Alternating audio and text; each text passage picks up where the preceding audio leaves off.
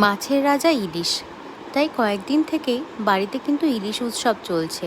কখনো বা ইলিশ পাতুরি, কখনো বা ইলিশ ভাজা, আর কখনো বা ইলিশ দিয়ে পাতলা করে সর্ষে দিয়ে ঝোল। এটা কিন্তু আমার ভীষণ প্রিয় একটা খাবার। পাতলা করে ঝোল সর্ষে দিয়ে, আর তার সাথে লম্বা লম্বা করে কাটা আলু। যদিও আমি এখন এখানে আলু নিইনি রাত্রিবেলাতে বলে, আর আলুটা নিলাম না, সর্ষে কাটছি যেহেতু। আর সাথে আবার মেটের চচ্চড়িও আছে পাশে, দেখতেই পাচ্ছেন, তার জন্য আর নিলাম না।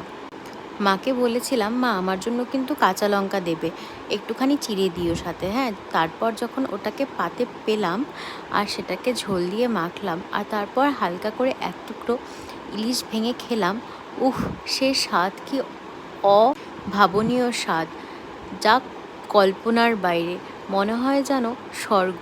আহা, কি খেলাম, জন্ম জন্মান্তর ভুলবো না।